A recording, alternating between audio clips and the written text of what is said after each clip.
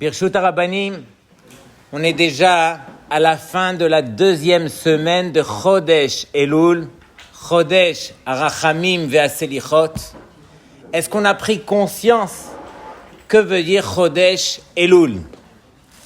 Tout le monde connaît la fameuse sikha d'un des plus grands mashgichim, Rav Eliyahu Lopian Zatzal, lorsqu'il est arrivé Chodesh Elul dans sa yeshiva. Il est monté sur la teva, il a tapé et n'a dit que 3 mots. Elul, Elul, Elul. Et tous les talmidim se sont effondrés, ils ont pleuré, tout le monde a compris, il est descendu et Elul a pu commencer comme il se doit. Nous, on n'est pas de ce niveau, on est obligé de nous prendre par la main et de nous rappeler à l'ordre, de nous dire encore une fois, Elul, Elul, Elul, à quoi ça sert Elul? Quelle est la place de Elul dans notre vie? Alors, Rabotai, j'aimerais que tout le monde prenne le temps de vraiment écouter.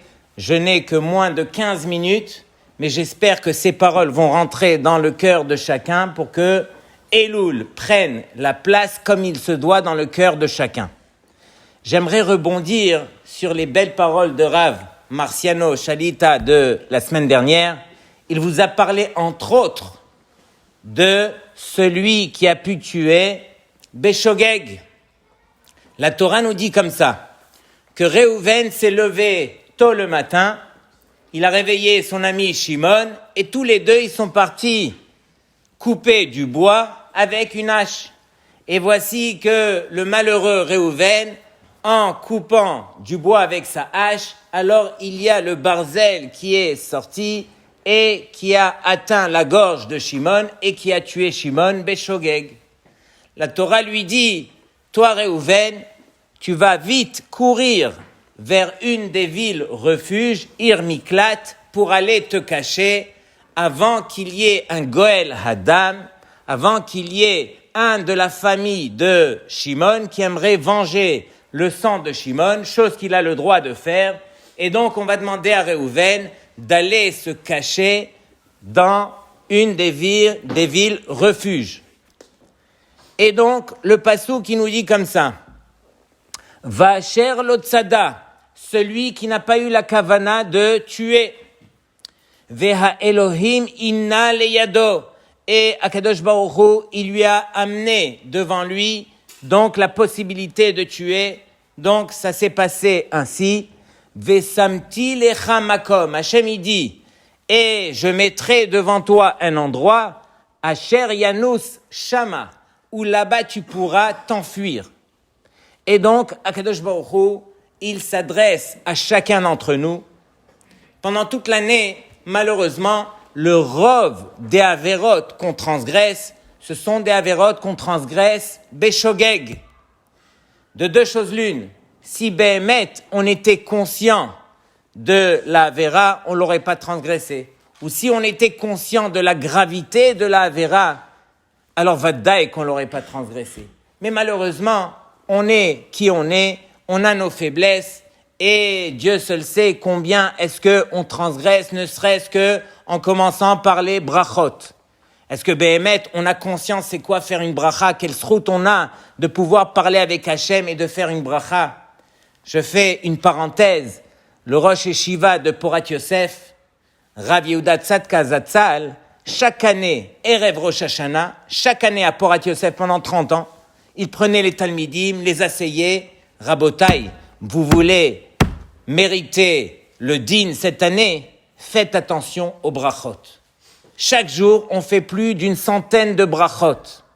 Chaque bracha, il faut pouvoir la couper en 3.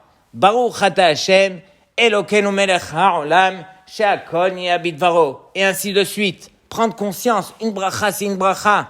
Combien on a ce kécher avec Hachem, on a le sroud d'avoir ce kécher avec Hachem. Chas v'shalom, d'abandonner ce kécher et de jeter les brachot à tort et à travers. Je parle de bracha rishona, des fois on oublie bracha harona et ainsi de suite. Donc chacun doit se rappeler à l'ordre. Que ça soit tout ce qui est interdit de voir avec les yeux, combien on se doit de réparer, combien on a pu le faire béchogeg, tout ce qui est sorti de notre bouche, tous les issourim dans lesquels malheureusement on est tombé, sur lesquels on est tombé bien sûr béchogeg. Mais malheureusement, lorsqu'on faute, alors on a créé un esh, on a créé une réalité, et cette réalité ne pourra pas disparaître. C'est pas gratuit. Akadosh Baruch Hu, il n'est pas vatran. Akadosh Baruch Hu, il juge par rapport à nos actions. Et donc, qu'est-ce qu'on doit faire justement pour pouvoir effacer cela? Akadosh Baruch Hu, il dit, lorsque tu as fauté, malheureusement, alors il y en a un qui est très heureux, c'est le Satan. Et la Gemara dans Baba Batra lui donne 3 noms.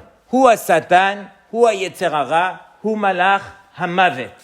Parce qu'au début, il arrive et il vient nous appâter, il vient nous tendre, il vient nous attirer par une mauvaise action. Et malheureusement, des fois, cette peau de banane, on glisse et on trébuche et on commet la mauvaise action. Directement, lui ne perd pas une seconde, il monte dans le ciel et il commence à crier « Mais voici que Ploni l'a fauté, il vient être mes 4 règles, il vient nous accuser. » Et plus il ramène avec lui d'accusations, et plus après, on lui donne le feu vert pour devenir Malach Hamavet et aller prendre cette Neshama.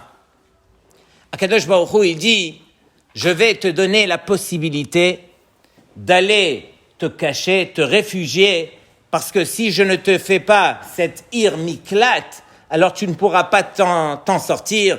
Et avec toutes les fautes béchogeg, encore une fois, que tu as transgressées cette année, alors le Satan, malheureusement, devra venir pour t'accuser. » C'est pourquoi le Harizal, il reprend cette paracha que je suis en train de citer, et le Harizal nous dit qu'il y a un secret caché derrière les mots.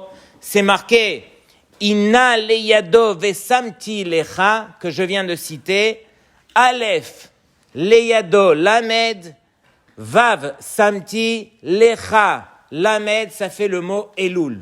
Cette cachette que Akadosh Baruch Hu nous accorde, elle s'appelle Elul. Akadosh Baruch Hu, il nous dit, tu veux t'en sortir, va te réfugier vers celui qui s'appelle Elul. Agav, comment se fait-il que le dernier mois de l'année, alors il commence par la lettre Aleph? Normalement, on aurait dû commencer par la lettre Tav.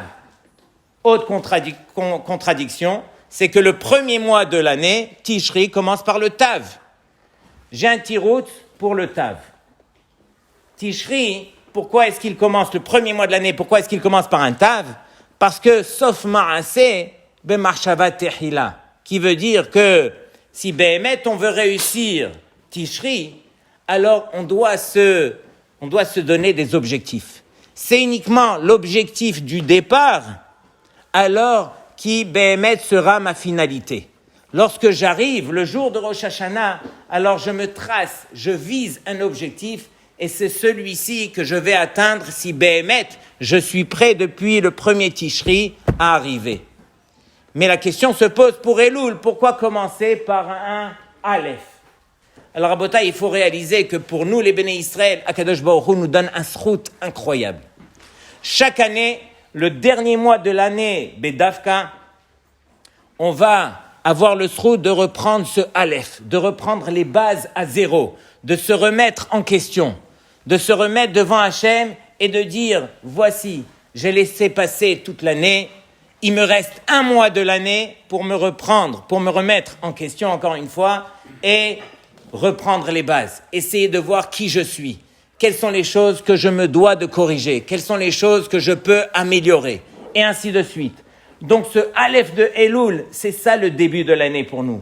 C'est ce Aleph qui me permet encore une fois de réaliser que je suis là pour changer, que le début de l'année, c'est celui qui me permet de me reprendre en question.